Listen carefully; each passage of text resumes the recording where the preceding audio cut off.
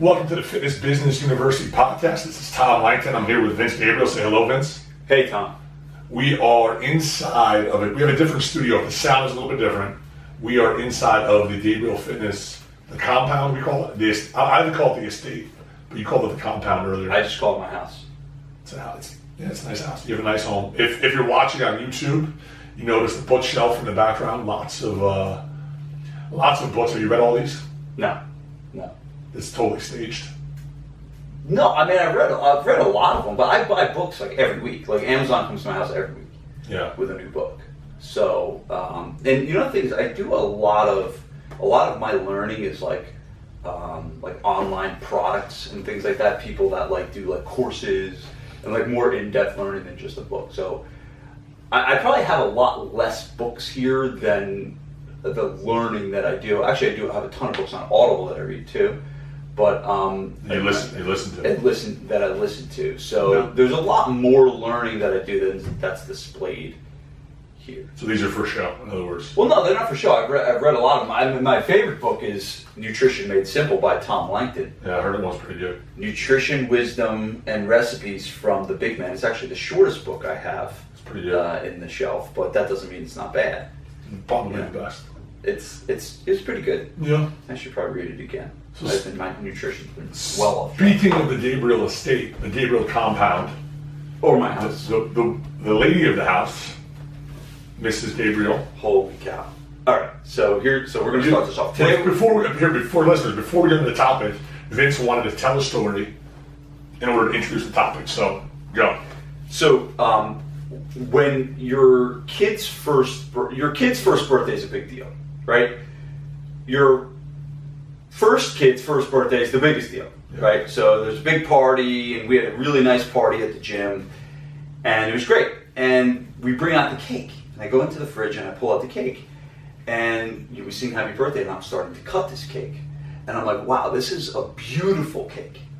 The kids are eating the cake, and they're like, this is delicious. Do you remember what sorry, I just shot my phone. Do you remember what the motif of the cake was? Was it? No, I don't. I'm trying to block it out of memory. Okay. So, but it's at the time, it's magnificent. Yeah. Magnificent. And I'm like thinking, wow, great job on the cake, honey. This is awesome.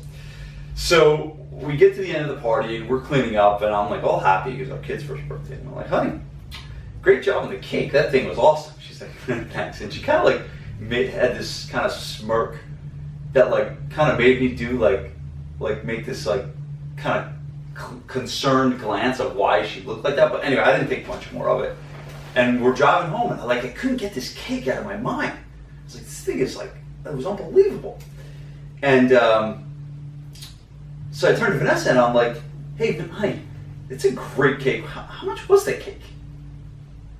And I'll tell you, she turns beet red. And she's does this smile, and she's like, oh, I'll have to go home and check the receipt when I get home. And I turned to her and I'm like, okay, Vanessa, how much was the cake? I might have used some other words in there, but in general, it's how much was the cake? I got you. You insert. And she tells me the cake is $379 for a cake. Now, Tom, before you go and say anything, Duncan Hines, a box, $4. Yeah. Frosting, $2. I did this research. I was thinking Dairy Queen $24. Could be. Like the crunchies in the middle of the ice cream. Could be. Yeah. Right? Yeah. Could be. But the point of the story is today we're talking about pricing. By the way, I almost jumped out of the moving car. Yeah. That's how shocked I was and how crazy that was. It was crazy to me. It made perfect sense to Vanessa at the time. Yeah. The point of this story and what we're talking about today is pricing. How much should you charge? This is the most important thing people need to understand about pricing. The people that make the prices, your value judgment does not matter. The only value judgment that matters is the person that's making the purchase. Yeah. That's all. If you listen to nothing more of this podcast, if you can understand that, then you're probably going to price your services the right way that's going to deliver you more profit for your business. And we did it, when you gave me the list of things you wanted to talk about. It reminded me of an exercise we actually did with our team. So I went to a customer service experience at Zingerman's Deli when I came back.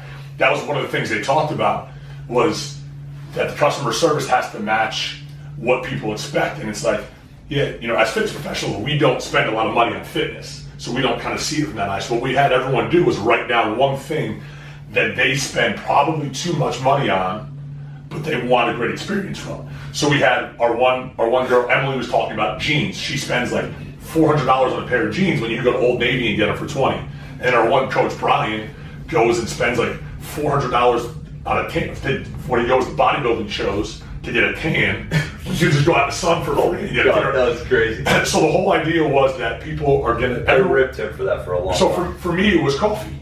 Like I go to Starbucks. Oh yeah. I want to do this math. I want to just. Yeah. Hey, I'm not judging.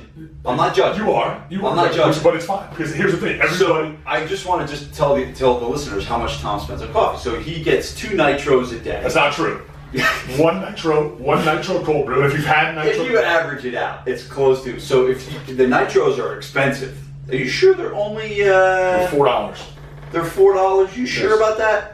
And you never buy any upsells? You never buy any other stuff at Starbucks? I don't fall for that stuff. Okay. So if let's say Tom has a good year and he wants to get productive, so it's $8 a day times 365. So you spend $2,920 a year on coffee. And but I take that out of petty cash at the gym. For me, so really you're spending. so really you're spending. But I think we'll talk about that. We'll talk about petty cash in another podcast. I gotta think that. But so you spend $3,000. To me, that's preposterous. I would never, ever. I spend $40 a month on coffee. I make my own. For everybody that's listening, that's for me and Vanessa. He's got a cell phone out and he's doing all this. That's $4. So you spend $3,000 a year on coffee. I spend $480 on coffee. And our productivity level is like not bad. There's a little bit of hyperbole there, because you just went from 2,400 to 3,000 in a matter of 30 seconds. And I don't drink 2 a day, 365 days a year. Right. But here's the thing: like, people are going to spend money on what they value, right? So I value good coffee. I enjoy the coffee, so I'm willing to pay a premium price for it.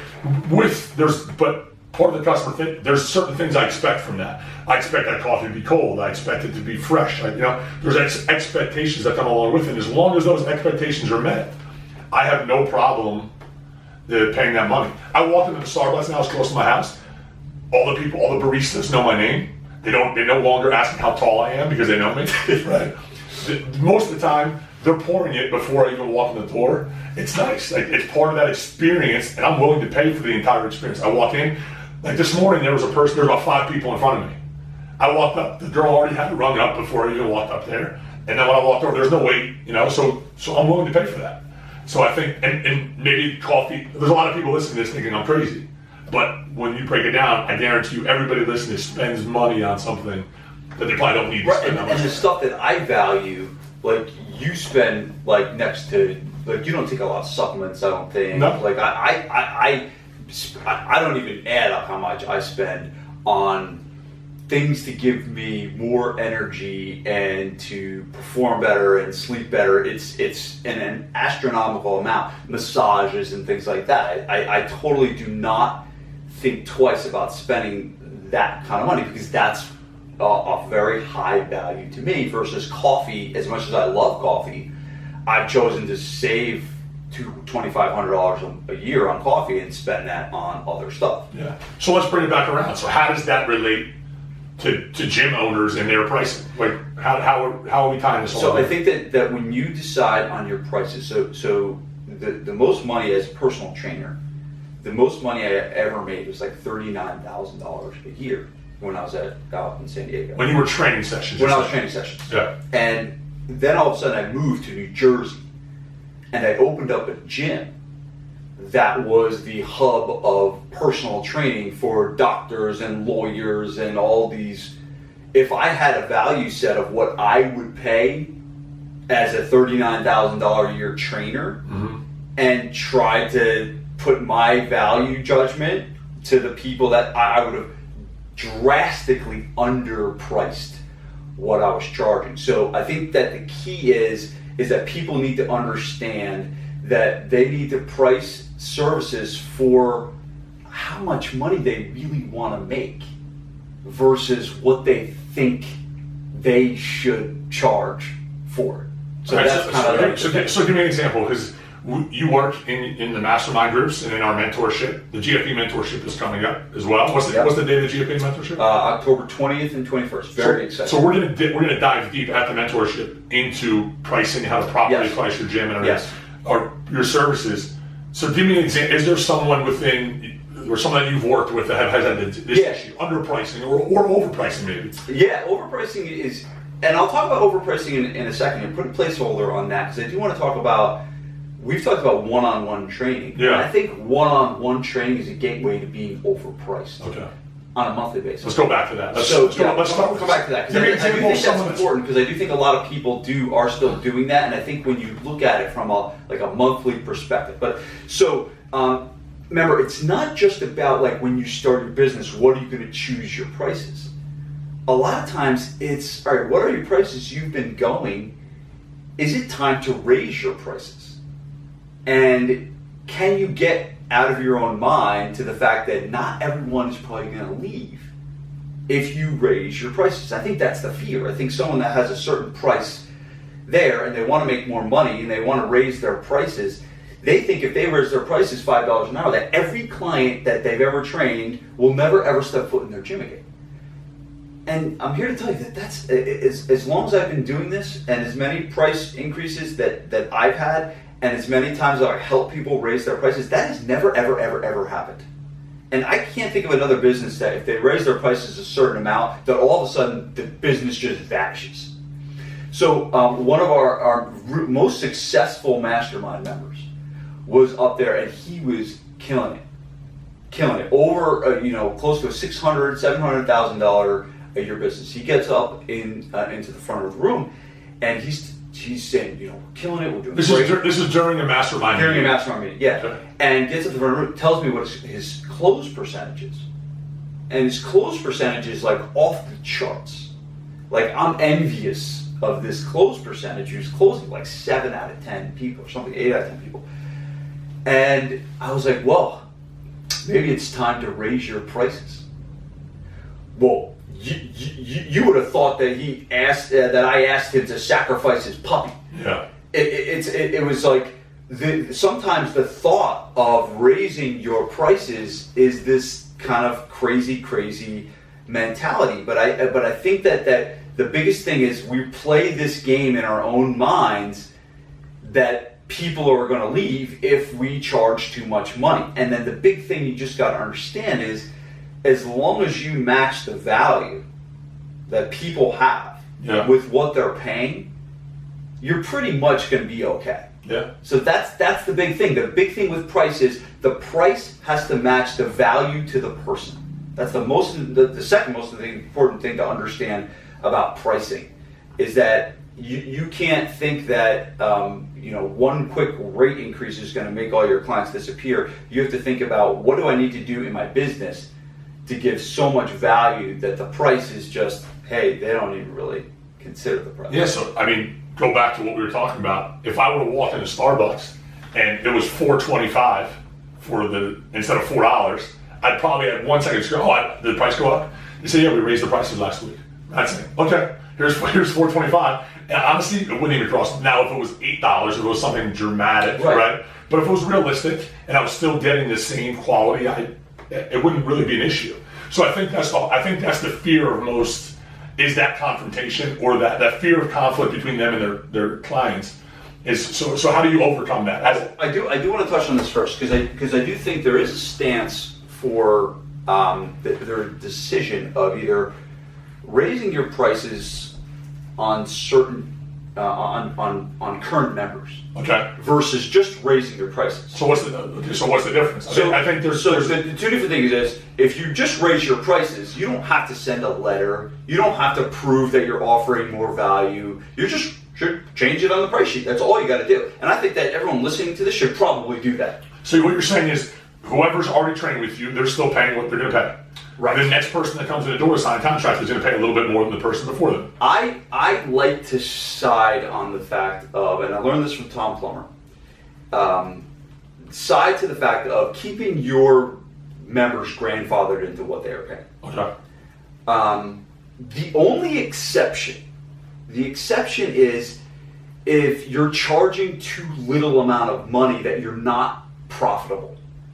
Your profit percentage, because you're charging so few money and your expenses are rising, that the only way that you can make more money is really just to add more and more and more and more people. So I do think so if I had a business where I was very unhappy with the profitability, what's left at the end of the day, I would raise rates on current members. So I think that's what you've got to it's kind of a decision that the business owner needs to make. But as far as actually just raising the prices, everyone listening to this should probably just raise their prices. For new members coming forward. They are probably most likely I very rarely have had this conversation of you're charging too much money, you need to lower your prices. I don't know if I ever said that to anyone, but I've said countless times, you need to raise your prices. Okay. Because you're not making enough money. This is all like a decision. You can't judge and look at like what everyone else is spending, what all the other people are doing. We're going to get into that in a second. But I mean, it's ultimately at the end of the day, as the business owner, it's your decision how much you want to charge. And this is why one-on-one training to me is not a great option. Here's why. And I'm saying there are certain situations where one-on-one training is the right thing. But in terms of making your entire business model one-on-one, here's why. Most of the time, it's $80 to $100 a session, right? I'm going to use $100. And let's say it's $100 a session, they come twice a week. So that's $800 a month. $800 a month is a lot of money. I don't care we don't have any clients paying for one membership. We do have clients that pay more than that for their entire families. But for one person to pay $800 a month as a bill, that's more than a 7 Series. Yeah. You know what I'm saying? And for a very, very small population, people will just not think twice about that. But for most of the population, even very wealthy people, $800 a month a bill for 2 times a week training is there. So I think that's where the people can get into, even if it's relatively competitive, right? Even if your $100 a month is relatively competitive, when you add it up to being a monthly bill for the client, that starts to get, and I could be putting my value judgment onto them. Yeah. But I think for the most part, what I've learned is that, a semi-private model can get them a lot more for a lot less and double your profitability. And I mean, from a marketing standpoint, how many of those people are out there? So even if you do find people that are willing to pay that money, it's a very niche market that you're going to have of people that can afford that. Right, and then we talked about that before, about the metro areas, the New York Cities and stuff. I mean, there are some environments, but it's rare. All right, talk about the kind of the reverse engineering of like how much do you want to make, and then basing your prices off of that, because that's something I know you've talked about before. Like, how much money do you want to make in your business, and then kind of backtrack it? Is that how you build out your prices? Yeah, I mean, I think the big thing is there is an exercise, and I can't kind of get into it because it's kind of nitty gritty. Yeah. But you do need to be aware of what it does cost to operate your business. So what your rent is, what your expenses are in terms of insurance and all the stuff to keep the lights on. And the only way to do it, because we're an hourly basis type of thing, type of business, is to look at, say, all right, of the open hours, let's say you're open 12 hours a day, how much does it actually cost during those times? And without getting into it too much, if it costs you $100 an hour to run the business, well, you can't charge $80. Yeah. Because you're going to lose money. So it is a good exercise to know, all right, what are my base operating expenses on an average basis per hour, and then making sure you're making well more than that. So like the easy example to use is like, let's say it's one-on-one training and it costs you $100 an hour to keep the doors open and the lights on. You want to charge more than $100 an hour, or you want to have multiple trainers charging $100 an hour. But hey, if you start that off and it's just you and you're charging $100 an hour, it's going to be hard to make money. Yeah. So it goes back to knowing your numbers that we've talked about almost in probably every podcast, where it's like. So what your expenses are definitely is. It's definitely a factor. It shouldn't be the only factor. Yeah. There is the factor of location, right? So you have to look at like where you actually are and what the demographic is. And a lot of times that kind of almost makes you decide what programs you're going to offer. So like usually people that are in like lower demographic areas, they will do things like having the higher volume class, like the 25 people in a class and charging $15 to $20 a session, because there's a lot of people in that area that can afford $199 a month or $149 a month, but there may be not a lot of people that can afford $300 a month. That doesn't mean you shouldn't have it, but that means that you got to have like a bread and butter offer for matching up the market. So your location does matter. Prices in New York City are going to be different than prices in Ann Arbor, Michigan. So that's another factor. The big factor that the mistake people make is to just look at what the guy down the street is charging. Yeah. Right? And it's charging either a little more or worse, a little less. And thinking that they're just trying to compete on price. You automatically lose when you try and compete on price. Okay, there's always someone that can come in and charge $2 less. And if that's your competition, if that's your angle, there's always someone willing to come in and charge a little bit less money. So there's got to be another way that you compete with price. All right, so you use a term I've heard you say before, price elasticity. Okay, so let's say, number one, what does that mean? Yeah. And number two, how would I use it? If I was opening my own gym and I wanted to set a pricing, or if I wanted to change my pricing, how would price elasticity factor? It's kind of what you just talked about. So price elasticity is basically the degree in which you can stretch your prices relative to your competition. Okay. The degree in which you can stretch your pricing. So think of the first example that I like to use of what gives you ultimate price elasticity, you being able to charge more money, is having something that no one else can do or copy. So the example is the sub. Let's just use the example of a sub shop. So sub shops are big, like in New Jersey. So if I open up a sub shop and I have a turkey sub or a provolone, whatever, and I charge $5 for the sub, and it's just a regular old sub shop, and then there's another sub shop down the street that's the same regular old sub shop that could charge $4.50. If there's no way for me to differentiate between the two, then I'm going to go to the $4.50 every time. So the key to price elasticity is how well you differentiate yourself and almost how you make this, there is no comparison. Right? Can you create a business where it's like there is no competition, there's nothing like what we do? And I think that that's what we've created at Gabriele Fitness. We've often had conversations. Is that, all right, what if, like, take a client that's been with us for 10 years. If they left, where would they go? Yeah. Where would they go to get it? Well, they could go down the street to Lifetime, and they would get a gym membership, right? And they would get a gym membership where they wouldn't get any coaching, and they would get access to machines and things like that. And maybe it would work for a few months. Or they could stay at Lifetime, and they could go get a personal trainer. And they would be paying double what they would pay at Gabriele Fitness for less exercise. And most likely not, I speak highly of our team, right? Yeah. I think we got some of the best coaches. Yeah. So for a less actual exercise, a less quality of a trainer, and pay double the money. Yeah. Like, that's the closest real comparison I can really think of, and that's why, one of the reasons why we've been able to be really successful. There really is not a comparison. But I also think a lot of the people that we talk to that are business owners only look at the training. The training has to be the unique separator.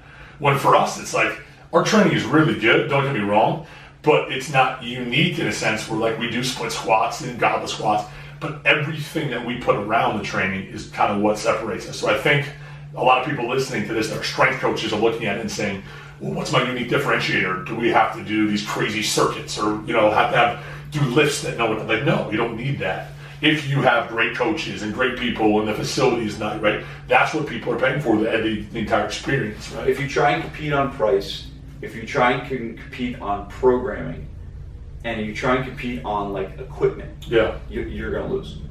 You're gonna lose. You gotta compete on experience. So that, real quick, give me some examples of how you can compete on experience as opposed to somebody else. Give me an example from what we do. What's something that, is there anything you think of off the top of your head? Well, honestly, I do think that the one of the biggest things that, what creates a great experience? What creates a great experience is the people that you have, right? And the hiring process and the core values that you have and the behaviors and the attitudes of the things that you look for in your team. So I think that's like, no one can come in and try and copy what we look for. We have this unbelievable way that we take someone that has minimal experience as a personal trainer, but we look at the intangibles and the people skills that they have, and all of a sudden we have a process and a training process that turns that really good people skill person into a great trainer. We're not hiring the best trainers off the street. I hate to break it to you, but you weren't that great when you got here. Uh-huh. But you became great through the process. Yeah. Through a culture of not just the education that we put in your hands, but through the culture of this constant growth and this constant improvement. It's hard for someone else to duplicate that kind of culture. So I do think that that's like one of the bigger things that creates the experience is your hiring process, and then the people that you have. That's very, very hard to copy. And is that also why you have a lot of confidence in the prices that we charge? Like, yeah. Like there's no doubt. Like, because I think that's where a lot of times is like people will say like, well, how much can you charge? And everyone's kind of hemming and hawing, and they don't have confidence in their product. So it's like I don't have the confidence to charge that much. Like, why are you so confident? Because I don't see you often hesitate or ever about this is what we charge, and you're very cool. Where does that confidence come from? So obviously the first one comes to what I just talked about is the people. The second thing comes through, and this sometimes comes over time, is hey, the results are there. Yeah. We have hundreds of people that would come to the walls for us that we've changed their life. Hundreds. That says something. That gives confidence. The third thing is so you have people, you have proven track record, right? Which we didn't have in the beginning. But the third thing is going back to the product that you do offer. Is it's very hard the way we've packaged everything to copy too. So I guess someone listening to this could steal this, but it's like, so all right, so we have small group personal training with included in the membership, they get X amount of group sessions a month. Included in the membership, they get X amount of meetings per month. Included in the membership, they get access to a Facebook group. Included in the membership, they get a personalized accountability coach. So what you're doing is we're putting a price on a whole package. We're not saying, come train with us for an hour, it's X. We're saying, pay us this much money per month, you get this. You get this experience, you get these things that deliver these results. So that's why it's very hard for someone to come in and compare apples to apples. All right. So let's put a bow on this thing. So what's the wrap up? What are the main takeaways from price? Going back to the first thing that we talked about. The first thing we talked about is you cannot put your value judgment on what you charge. The only value judgment is the clients. And I didn't get into this too much, but you do have to look at who are your clients and know that the less specific your target market, most likely the less you'll probably be able to charge. Generalists usually can charge less money than people that are very, very specific. So like I have a mastermind, right? And my mastermind is specific to gym owners. We talk about things so people will pay more than if it's just a mastermind that has every other dentist and lawyer and doctor and stuff in there. We are talking, I have the skill set to be able to talk to them about their marketing. I have the skill set to be able to talk to them about semi-private personal training, how much they can price. So it's a very, very specific niche, and usually the more specific you get, the more money you can charge. So that is something that you want to make sure you're clear on your target market, and not to be so broad and so all over the place, because if you have someone come in and they go through the sales process and they say, this is exactly the place I need to be, this is exactly for me, you're probably going to be able to charge them more money. Awesome. So you talked about your mastermind. We also have a mentorship coming up. Talk about the mentorship. Are we going to dive into pricing and all the stuff we talked to? Yeah. We'll go over pricing. I'll talk about the layered pricing structure that I learned from Tom Plummer. But yeah, lots of different things on pricing and sales. And actually, I'm almost finished with my second book. I think I came up with the title. The title is going to be The Ultimate Guide to Sales for Your Gym. I like selling your gym. You can't call it that. But so, and I have totally unpacked pricing in the book. The book will be ready by the mentorship. So anyone that comes to the mentorship, what is the date? What is that date? We'll get access to a book. October 20th and 21st. If I want more information, what do I do? There's a landing page that they can click on. The landing page is in the show notes here. But also, when you go to the page, know that you can't sign up for it on the page. You have to go through a call. So I'm talking to everybody first. I want to make sure this is an investment, right? It's an investment on our part to deliver an outstanding weekend for people. And it's an investment on people to come in and travel and to spend 2 days, with us. And it's something where I want to make sure it's a right fit for us and a right fit for them. So that's why I'll be talking. So the way you actually go is you click the link, read about the page, and then you apply for a call with me. And then we'll decide if the mentorship is a fit for you. Because we only have a certain number of seats, so I want to make sure that we're putting the right people in the seats. So click the link in the show notes, get on the phone with you, and go from there. Yep. Vince, thanks for your time, my man. We're going back to have some coffee in the compound. Have a great day.